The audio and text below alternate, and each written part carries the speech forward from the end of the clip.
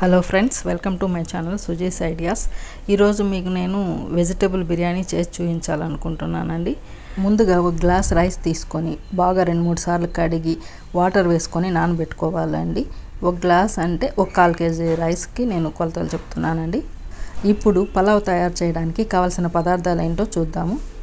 Cut చేసుకున్న ఒక onion, ఒక 2-3 క్యారెట్లు, ఆలు పెద్దది ఒకటి, టమాటో ఒకటి, సోయా చంక్స్ 1/2 కప్పు, బఠానీలు, పచ్చిమిర్చి, కొత్తిమీర, పుదీనా, అల్లం వెల్లుల్లి. ఇప్పుడు పలావ్ కావాల్సిన మసాలా ఎలా తయారు చేసుకోవాలో చూద్దామండి. హోల్ స్పైసెస్ అంటే 4 లవంగాలు, 2 ఇలాచి, 1 అంగుళం ముక్క దాల్చిన చెక్క, అనాస పువ్వు కొద్దిగా, సాజీరా, రాతి పువ్వు అన్నీ వేసుకోవాలండి మిక్సీలో. కొత్తిమీర కొద్దిగా, తర్వాత పుదీనా కొద్దిగా, వెల్లుల్లిపాయలు, అల్లం ముక్క, పచ్చిమిర్చి ఇవన్నీ వేసి మిక్సీ పట్టుకోవాలండి. ఆ పేస్ట్ను మనం ఇప్పుడు పక్కన పెట్టుకోవాలి. ఇప్పుడు గ్యాస్ ఫ్లేమ్ ఆన్ చేసుకొని కుక్కర్ స్టవ్ మీద పెట్టుకొని ఒక 2 టేబుల్ స్పూన్ ఆయిల్ వేసుకోవాలండి. ఇందులో హోల్ స్పైసెస్ వేసుకోవాలి. తర్వాత ఆనియన్స్, కట్ చేసుకున్న ఆనియన్స్ వేసుకోవాలి. ఇప్పుడు అవి కాసేపు వేగిన తర్వాత ఇందులో క్యారెట్, ఆనియన్, బఠానీలు, తర్వాత సోయా అన్నీ ఉన్న వెజిటేబుల్స్ అన్నీ ఒకదాని తర్వాత ఒకటి వేసుకొని వేయించుకోవాలండి. టమాటా తప్ప మిగిలినవన్నీ వేసుకోవాలి. వీటన్నిటిని కాసేపు వేయించుకోవాలండి. కాసేపు వేగిన తర్వాత ఇందులో టమాటా ముక్కలు వేసుకొని వేయించుకోవాలి. టమాటా ముక్కలతో పాటు ఈ వెజిటేబుల్స్ అన్నీ కాసేపు వేగిన తర్వాత దీనికి మాత్రం సరిపడా సాల్ట్ వేసుకోవాలండి.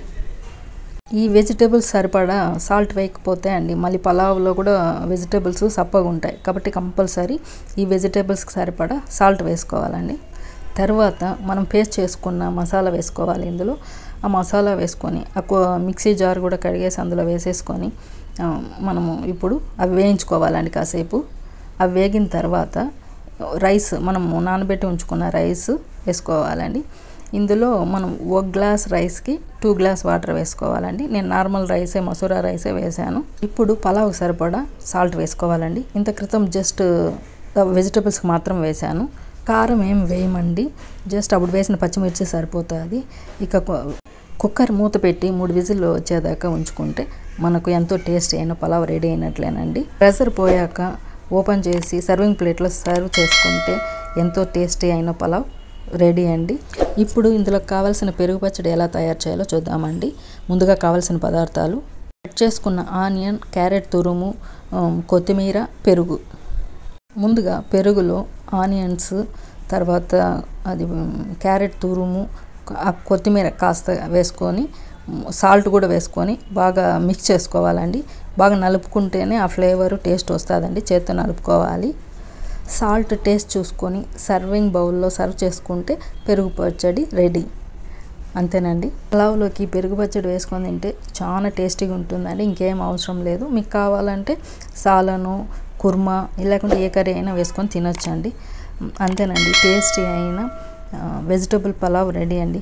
మీరు చేసుకొని తిని ఆస్వాదిస్తారని ఆశిస్తూ, మీకు కనుక ఈ వీడియో నచ్చినట్లయితే లైక్ చేయండి, షేర్ చేయండి, సబ్స్క్రైబ్ చేసుకోండి friends. Thank you so much. Me Sujatha BV.